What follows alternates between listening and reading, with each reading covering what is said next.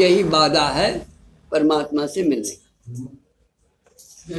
तो अच्छा, और तो ये अब विचार ये उठता है कि इस देह अभ्यास को कैसे छोड़ा जाए, जबकि शास्त्र कहता है भैया ये तुमने देह को पाया है, तुम इससे अलग हो, लेकिन हम इससे ऐसा चिपके हैं कि इससे अलग नहीं हो पा रहे। कैसे चिपके हैं जरा विचार करें।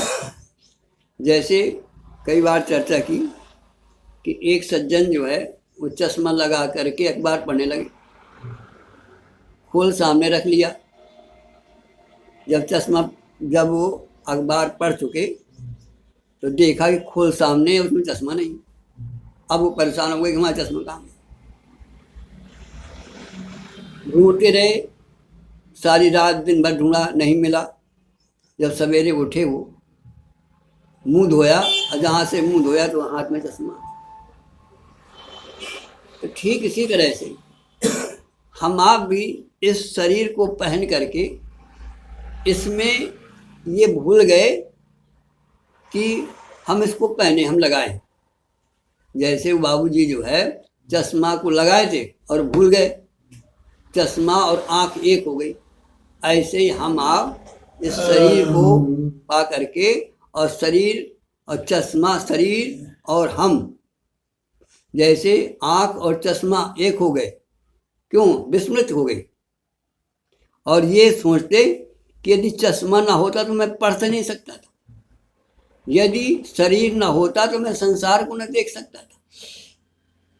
तो चश्मा के कारण ही मुझे दिखाई दे रहा है, तो शरीर के कारण दिखाई दे रहा है। तो चश्मा जो है मुझ पर लगा है। मैं और चश्मा दो नहीं, दो हैं, एक नहीं है। इसलिए शास्त्र कहता है कि बड़े भाग्य मानुष तन। अब प्रश्न ये उठता है कि इसको हम कैसे अलग करके और अपने असली भाव को देखें, असली भाव को जानें। हमारा जीवन क्या है कि शरीर और मैं ऐसे मिल गए हैं कि हम ये नहीं अलग पा रहे कि मैं और हूँ और ये सही है। जबकि देखो प्रकृति जो है ये हमारा चश्मा शरीर रात्रि में उतार देती है। रात में जब हम आप सोते हैं तो बताओ ये सब चला जाता नहीं चला जाता? तो ठीक क्या करें हम, कैसे इसको जानें?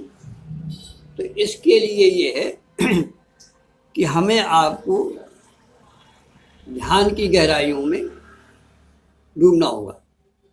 जैसे हम आप जिस समय सपना देखते हैं और सपना देखने में इतने तल्लीन हो जाते हैं कि सपना सच हो जाता है और इस देह का समाप्त हो जाता है। लेकिन वो कब होता है? वो प्रकृति के द्वारा होता है। तो ऐसे हम आप परमात्मा के ध्यान में ध्यान करते हुए कैसा ध्यान करें? जैसे हम स्वप्न के संसार में स्वप्न को देखने में लीन हो जाते हैं और इस शरीर का भान समाप्त हो जाता है। ऐसे ही हम आप क्या करें, हम आप यहाँ बैठे हैं और ध्यान करें हम वृंदावन का। कैसा ध्यान करें? वृंदावन में पहुँच गए आप और बिहारी जी के मंदिर में हैं, तो बिहारी जी के मंदिर में है, अब बिहारी जी का मंदिर का हम दर्शन कर रहे हैं। तो वहाँ जो आप दर्शन कर रहे हैं तो वहाँ आप हैं कि नहीं? बिहारी जी हैं और बिहारी जी को देखने वाला भी है, होता है नहीं होता? तो एक देह तो हमारा ये हो गया, बैठे हम यहाँ हैं और एक देह वहाँ पर खड़ा हो गया, होता नहीं होता? जैसे मान लीजिए अभी आप हैं बैठे यहाँ, अब आप घर का चिंतन करें और वहाँ देखें घर में अपने, तो वहाँ आप होंगे ना होंगे? आप भी हैं और घर भी है। तो इसी तरह से जब हम भगवान का, परमात्मा का या किसी का भी ध्यान करें तो क्या होगा कि हम उस ध्यान में हम भी होंगे और जो जिसका ध्यान कर रहे हैं वो भी होगा। होगा नहीं होगा? हाँ, चिंतन में। अच्छा, और देखिए उस समय होता क्या है कि हमें इसका भी भान रहता है और वहाँ का भी भान रहता है, दोनों जगह भान होते। मतलब कुछ अंश में हम यहाँ हैं, 99 अंश में यहाँ हैं, और एक अंश में आप घर पहुँच गए ना पहुँच गए, तो वहाँ क्या है, तो वहाँ आप भी हो और मंदिर भी है, दोनों है कि नहीं।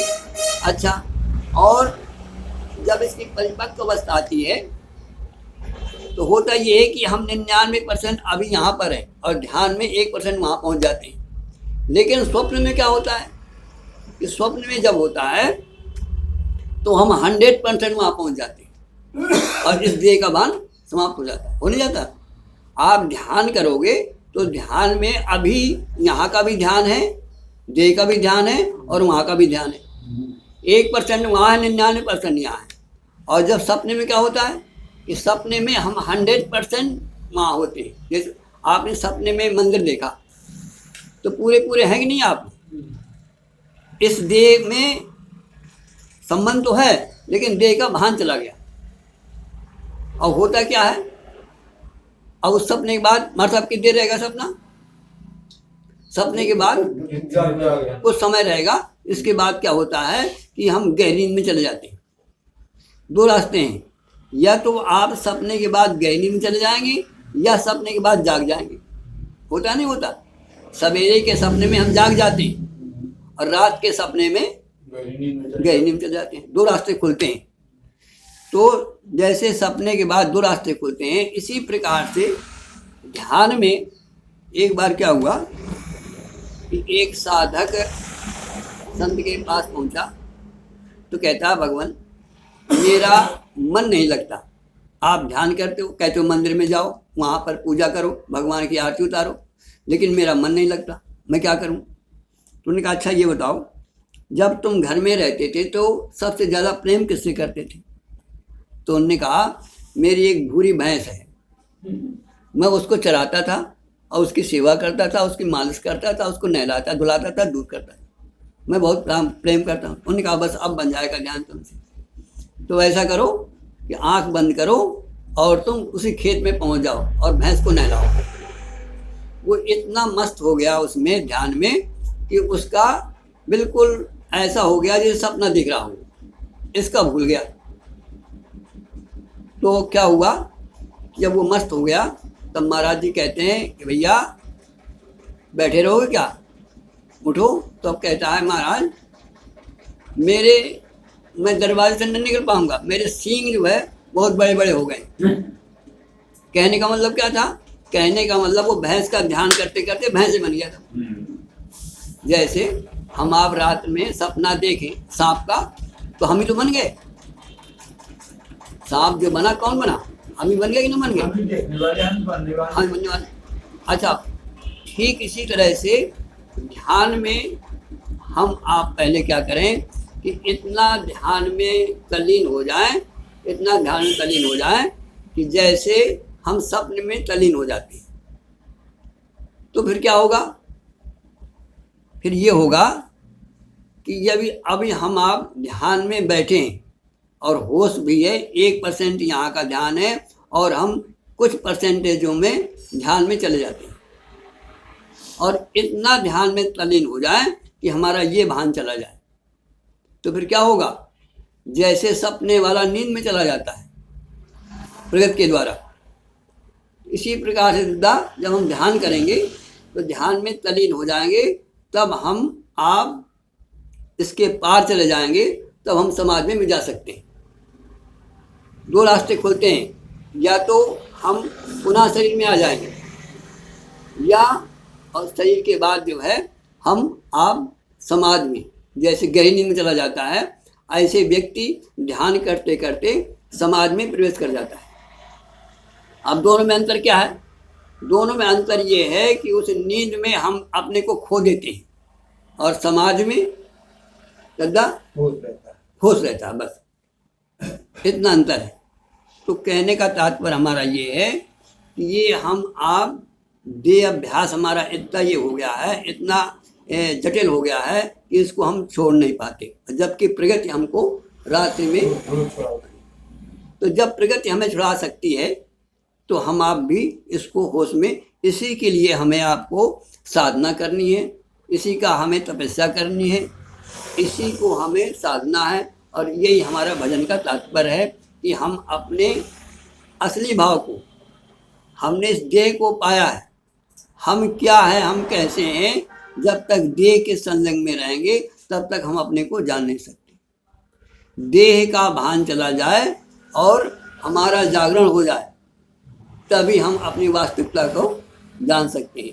इसीलिए भगवान ने कहा कि मम दर्शन फल परम अनुपा अजीव पावनिज सहस्र। और हमारा स्वरूप क्या है? ईश्वर अंश जीव अविनाशी चेतन अमल सहस्र। जो हमारे आपके अंदर भय व्याप्त है, इसलिए भय व्याप्त है कि हम और शरीर एक हो गए, जबकि हमारा शास्त्र कहता है कि ईश्वर अंश, तुम ईश्वर के अंश हो और तुमने इस शरीर को धारण किया, शरीर को अपने में जोड़ लिया।